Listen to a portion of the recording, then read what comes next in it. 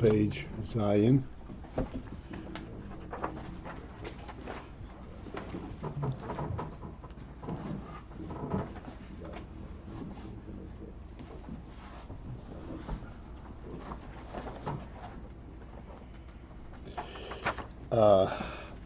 Alright, page Ayin, 5 lines from the bottom.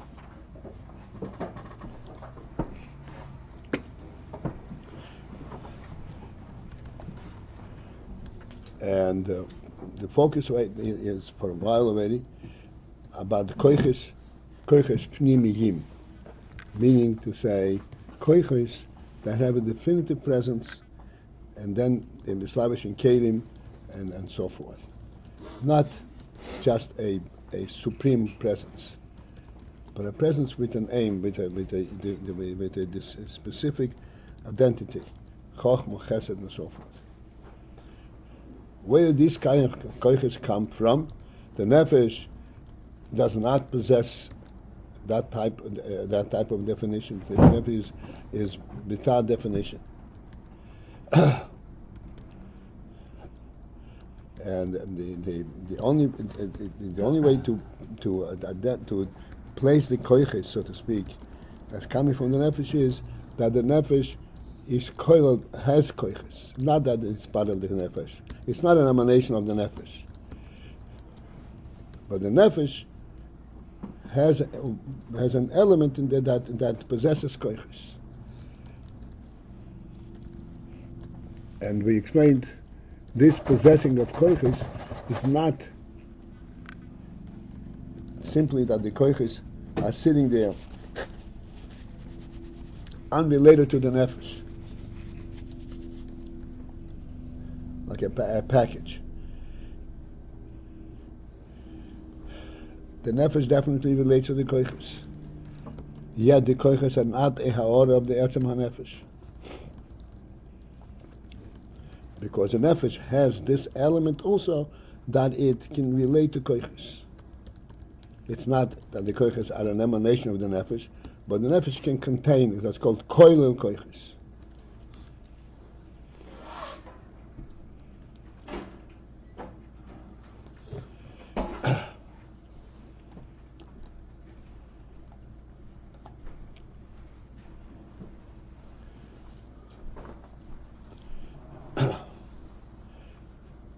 All right, as I said, we have 5 lines on the bottom, and about the parentheses.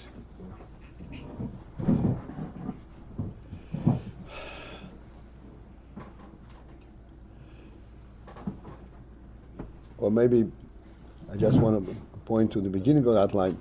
It says, kulal be'atzmoi kochos. The nefesh includes be'atzmoi, in its very essence, kochos. This is to be still discussed, but the principle is that although the kochos are not representative and reflective of nefesh, yet the nefesh relates to him be'atzmoi, in its very essence, it can contain kochos.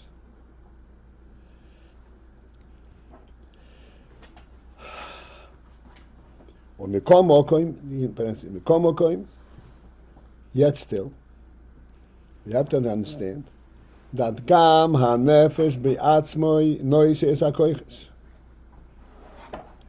That the nefesh be'atzmoi, in its very essence, also noise is ha-kochos. Also bears the kochos.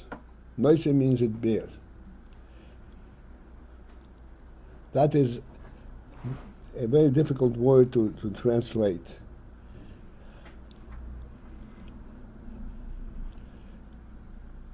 Noise means that it has something that is not its very essence, but this is not something that it carries as a burden. Because of what its essence is, that this is why it also carries this.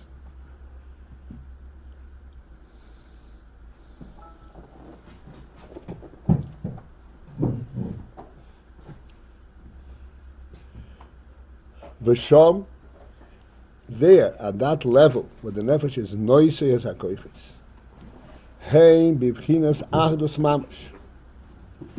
The kochos are bibchinas achdus mamash.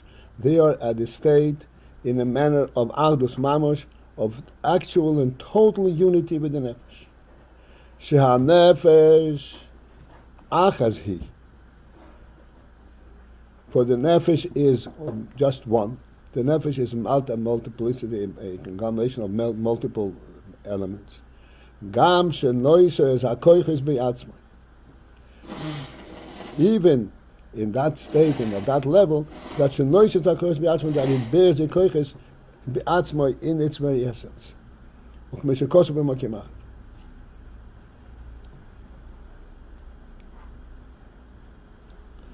So let's finish this line and then we'll be able to focus in on what it's saying. Avo. But Mashe HaNefesh koleles b'toicha koiches. The fact, this in that level, that aspect, that the nefesh is koilel, incorporates in itself koiches, ein ze atzmos HaNefesh. This is not the atzmos HaNefesh.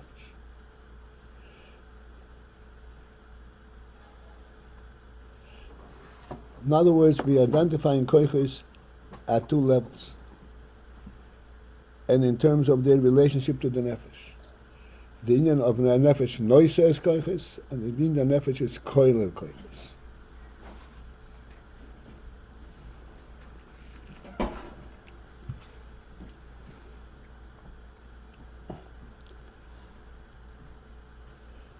In noise koiches means that when you're looking at the koiches, you're looking at the nefesh.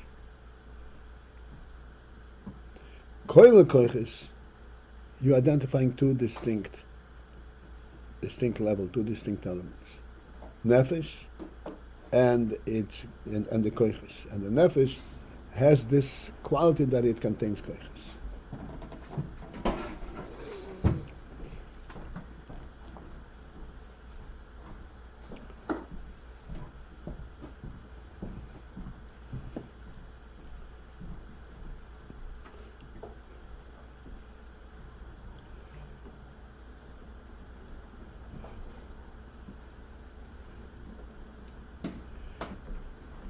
I'd like that you should get a little bit of a handle on this.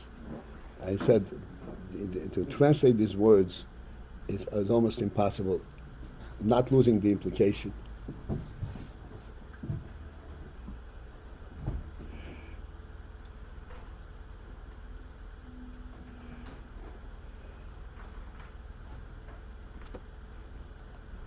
I'm going down to the most simplest illustration.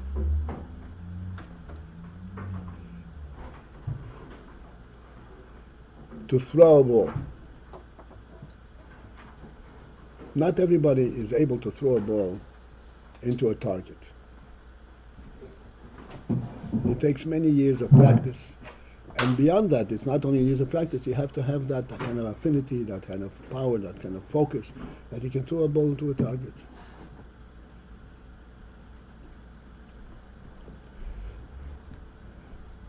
And therefore, the inyan that you can throw a ball into a target is not defining the human being. And if he's not able to do that, it's not a detriment in the completion of in the perfection of the human being. But that he cannot relate to the concept of throwing the ball into a target, that is part and parcel of the human being. If he cannot relate it, there's something missing.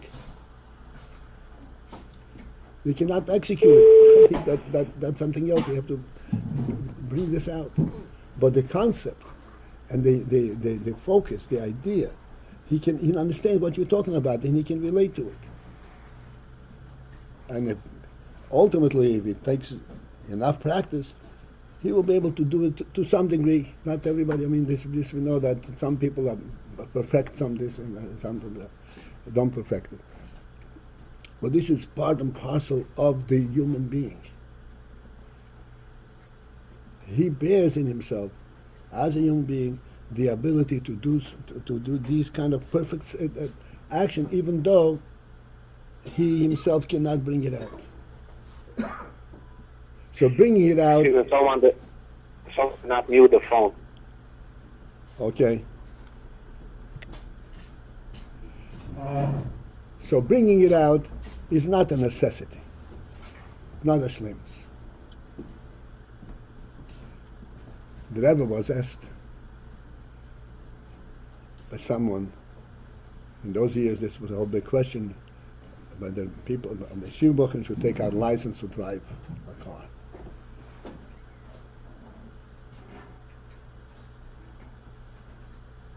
So the Rebbe answered that the Friedrich Rebbe was a Muslim. Muslim means he was complete. He had lacked nothing. He developed everything that there is to develop. He was an Odom HaSholem. And yet he didn't know how to drive a car. That should tell you that driving a car is not a shleimus.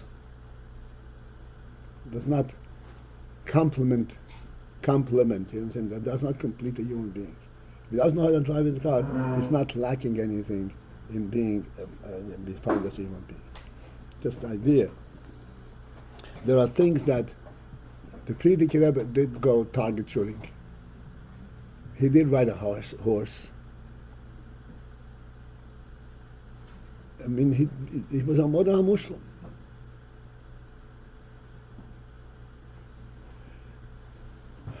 He brought out all the human qualities that are significant in bringing at the bringing out level.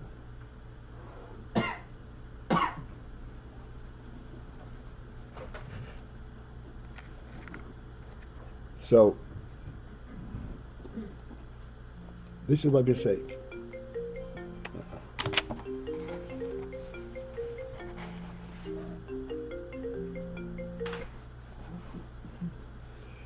This is nefesh noises kochot.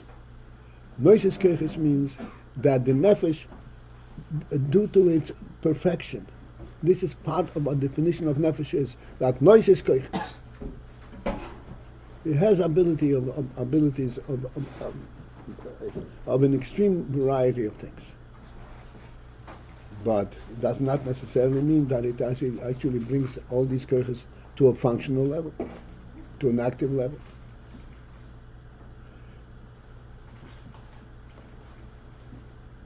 So Moses Kirche this is the emanate.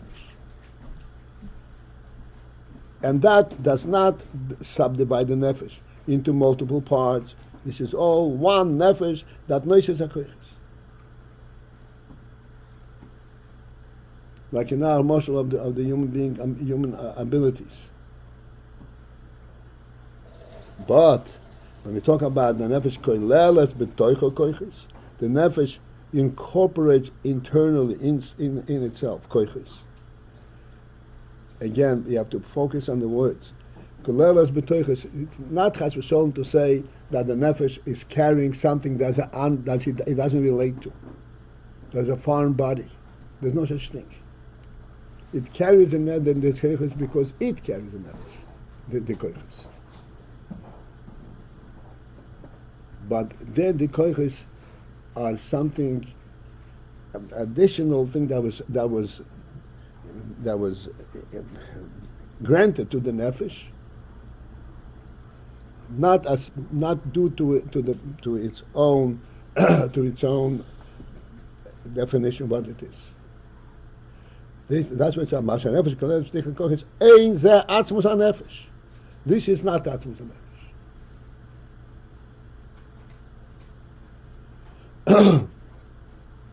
Rabbi, are the kochos from Noise and the kochos from Kolalas different sets of kochos? No. They're similar kochos, but on different level.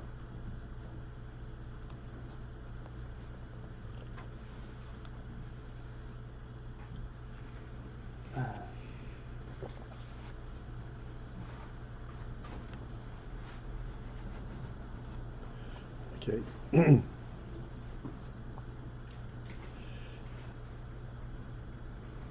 This is all laying the groundwork, please understand, for the climax of this whole discussion. So, as much as as possible, I'm kind of keeping us abreast where we're going, but we have to also focus on the pnimis. We have to focus on the details that are being presented.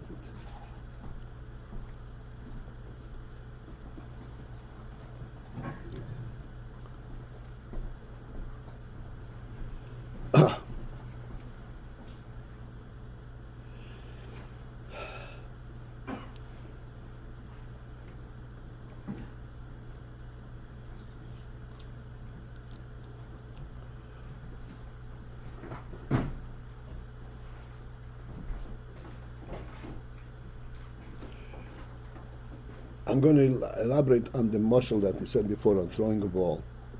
This will help us to understand what's coming.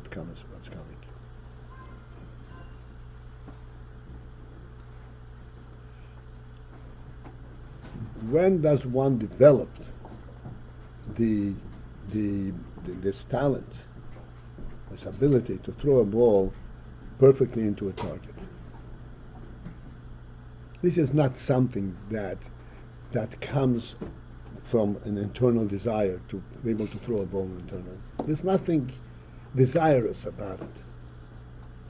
This is something which is developed due to the fact that there is this competitive game.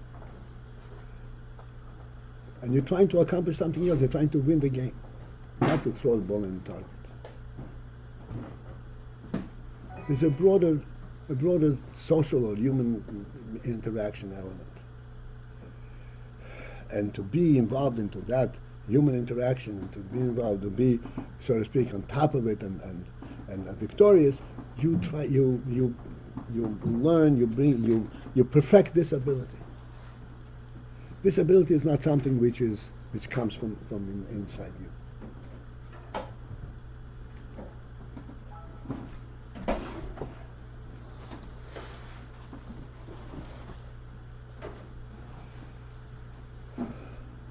This is the pshat, the inyan from kulal. I'm able to do this, but it does not define who I am. And it's not an internal demand that I do this. Noise kochot is a different kind of a status. For example, on the highest level, we say that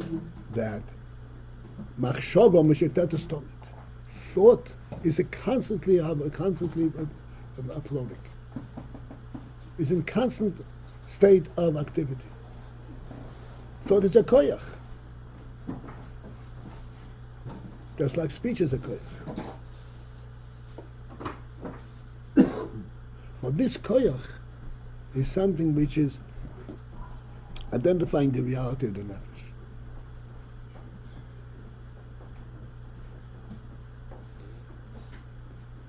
And the nefesh is not able to think, it is not able to give life to the goof. Then it's not able to accomplish its primary status.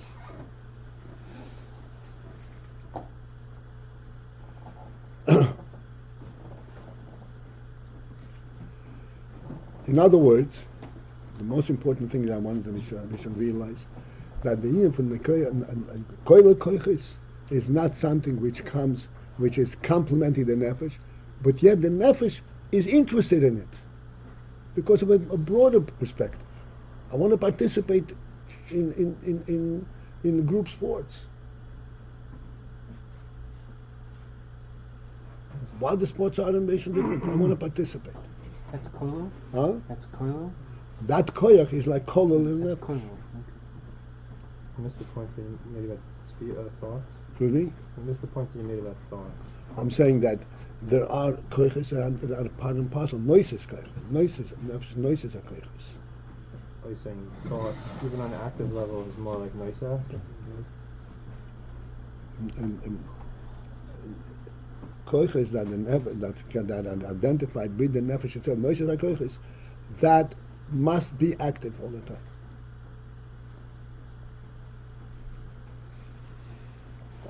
This is the reality of the nefesh. Koil kochos. Okay, let me phrase this. Noise kochos is something which is motivated from inside the nefesh. Koil kochos is not motivated from inside. It is also a nefesh thing, but on a different platform.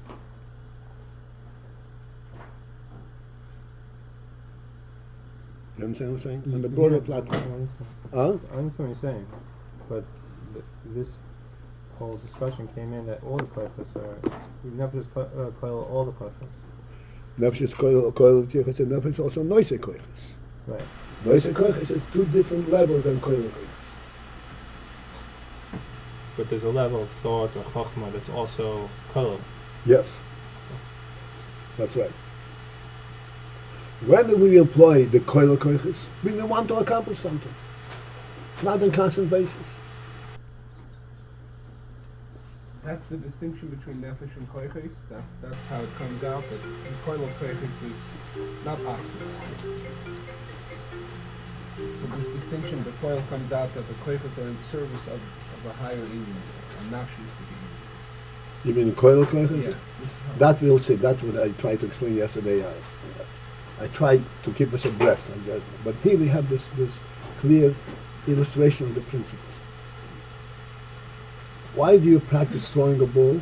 Because you want to throw a ball, or you want to win a game? Why do you want to win a game?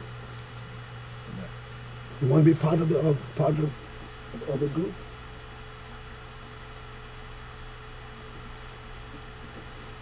It's a different principle completely. More Chitzoni and more encompassing. Depends how we look at it.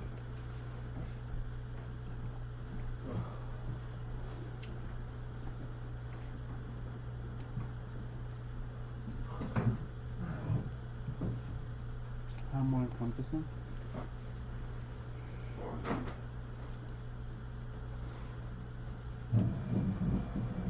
Okay, since the time is up anyway.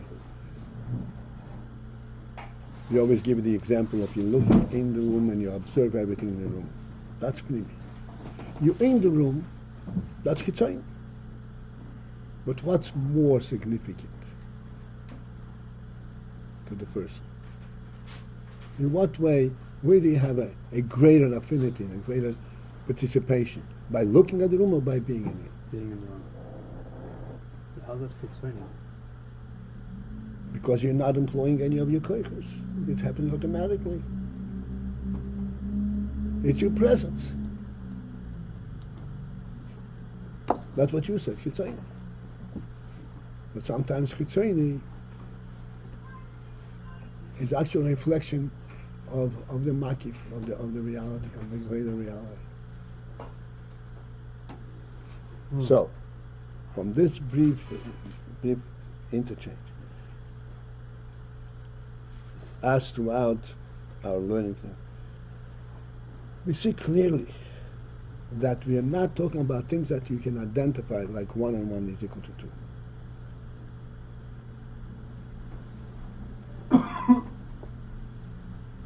You have to try to look, you have to understand that there is a deeper reality behind all of these kochos, behind the nefesh.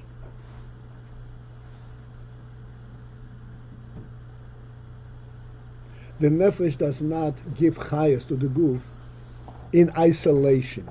You understand what I mean by isolation? Like I said more times. Give a person everything that he needs for 150 years. Pack it up into a capsule, send it out into space. He's got everything he needs. He's got everything in it and he's got nothing. He doesn't have the context.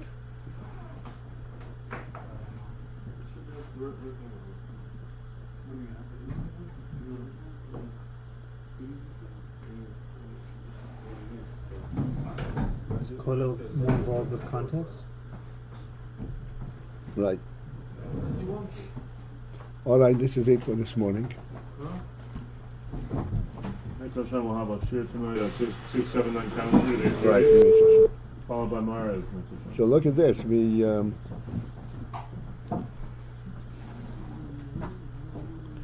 2 lines. But we're not finished with that either.